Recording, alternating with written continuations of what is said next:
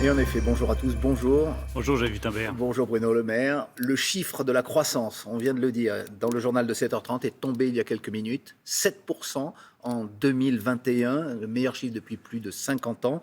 Est-ce qu'on peut dire qu'il corrige avant tout la récession qu'on avait également, record, qu'on avait enregistré en 2020, qui était, je le rappelle, de 8%? Est-ce qu'on remet en quelque sorte les compteurs à zéro?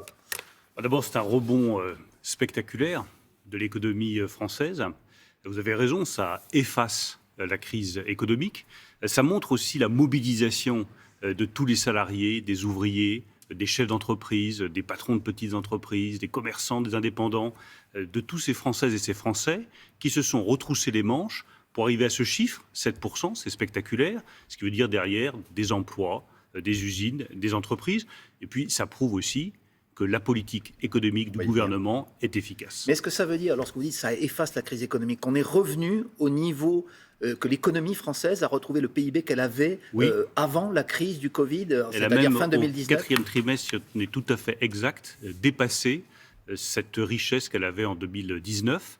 Et elle a retrouvé son niveau d'avant-crise. On pensait l'avoir retrouvé à l'automne. En fait, on l'a retrouvé dès l'été. Donc, c'est dire à quel point l'économie française tourne à plein régime, à quel point elle est accélérée et redémarrée très vite parce qu'elle a une capacité de réaction qui est forte et parce que nous avons décaissé les fonds de la relance avec beaucoup de vitesse, beaucoup d'efficacité. Je tiens d'ailleurs à en remercier tous les acteurs, les élus locaux, les partenaires de l'État, les chefs d'entreprise. Tout le monde, une fois encore, s'est retroussé les manches pour obtenir ce résultat. Bruno Le Maire, on entend votre constat très enthousiaste, mais est-ce que tous les secteurs de l'économie repartent uniformément? Sans doute pas. Est-ce que le chômage va continuer de baisser dans les prochains mois? Est-ce que vous avez des éléments sur ces questions-là? Il y a des secteurs qui continuent à avoir des difficultés, on le sait, tout ce qui est tourisme, événementiel, hôtellerie, donc nous les accompagnons. Mais l'immense majorité des secteurs français, aujourd'hui, redémarrent fort. Ça se traduit par des emplois. 1 million d'emplois qui ont été créés au cours des 5 dernières années. La réindustrialisation qui était un objectif pour vous. Beaucoup d'emplois l'année dernière. Et surtout, vous avez raison, une réindustrialisation qui est en marche et qui se traduit par des décisions très, très concrètes. Je vais être tout à l'heure à Dieppe, à l'usine alpine de Renault. C'est la deuxième fois que j'y vais. Je me suis battu aux côtés de Renault pour qu'on garde cette entreprise ouverte.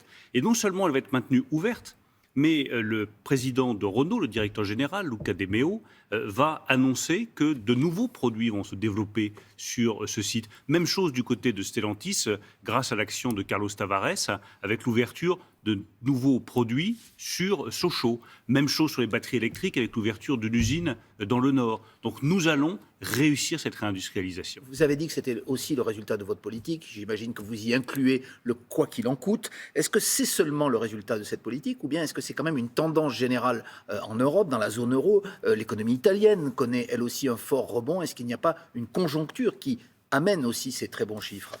Quand on travaille, vous avez raison, quand on travaille tous ensemble dans la même direction, ça donne de meilleurs résultats que lorsque chacun tire dans des directions différentes.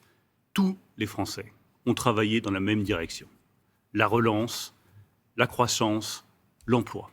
Et il n'y a pas eu beaucoup de divisions là-dessus.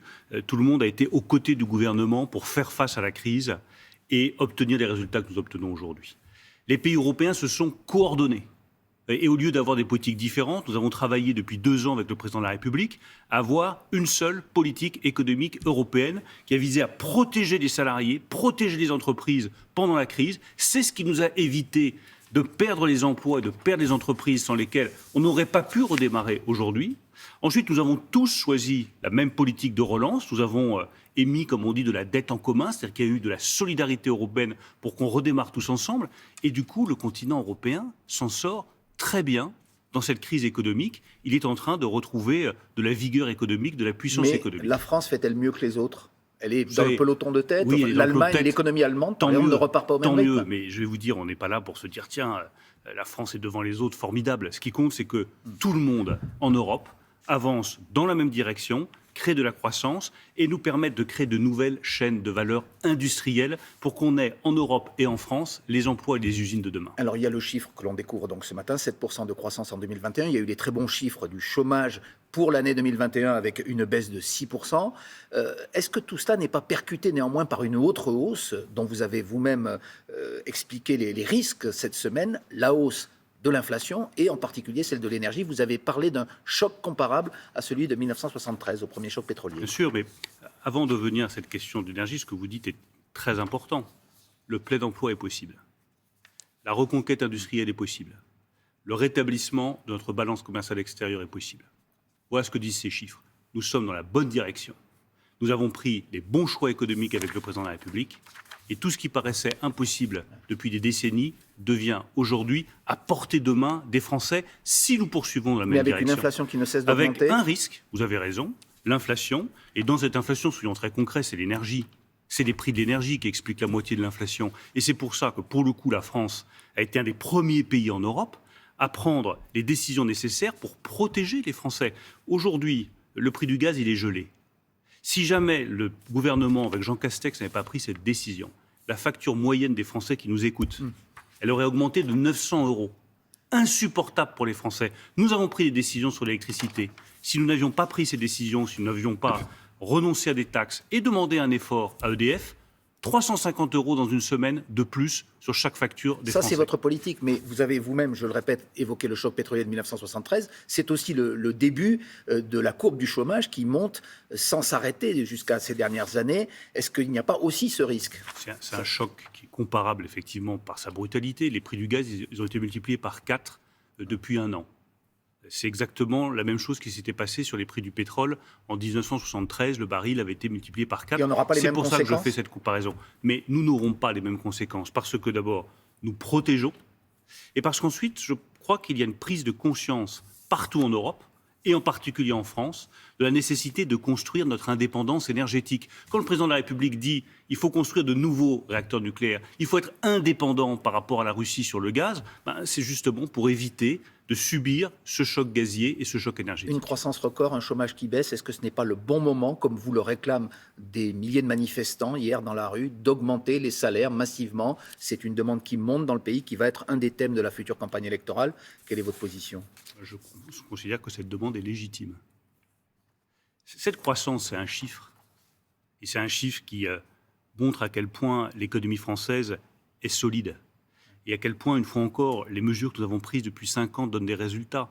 Mais elle doit profiter à chaque ménage, elle doit profiter à chaque Français, elle doit profiter à tous ceux qui nous écoutent, qui sont déjà dans leur voiture, déjà dans les transports en commun pour aller travailler. Oui, la croissance doit profiter à tous. Ça fait 2 ans. Oui, mais où sont les mesures concrètes ? Il y a des candidats comme Valérie Pécresse qui proposent par exemple 3% d'augmentation de salaire pour les moins de 3 000 € dès l'été prochain. Oui, Emmanuel Macron n'a rien dit là-dessus. La candidate des Républicains a fait des propositions qui ne tiennent pas la route. Elle est obligée de les modifier ou de les retirer. Ce n'est pas très rassurant pour la valeur de son projet à quelques semaines de l'élection présidentielle. Nous prenons des décisions qui sont efficaces et qui donnent des résultats. C'est toute la différence entre eux et nous. Sur les salaires, mais sur les salaires, nous avons depuis 5 ans augmenté massivement les salaires au niveau du SMIC. Prime d'activité, défiscalisation des heures supplémentaires, baisse de l'impôt sur le revenu de 5 milliards pour les premières tranches, suppression des cotisations au niveau du SMIC. Tout ça, ça fait qu'un salarié au niveau du SMIC, au lieu de toucher 1 270 € net, va toucher près de 1 500. Donc moi, qu'est-ce que je considère ?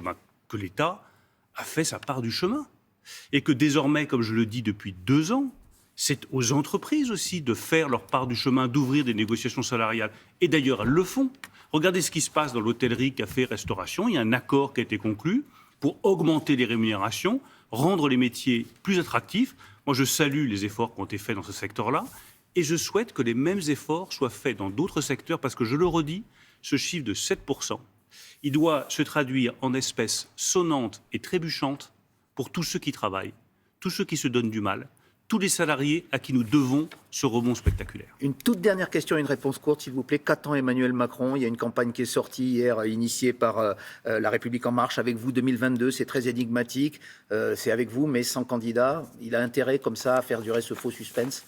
Il attend le bon moment et il est le seul à pouvoir déterminer le bon moment. Vous lui conseillez de le faire vite ? Je n'ai aucun conseil à donner au président de la République. C'est juste d'obtenir les résultats que je vous présente ce matin. Merci Bruno Le Maire, ministre de l'économie, finances, relance. Merci beaucoup et c'est la suite de Télématin.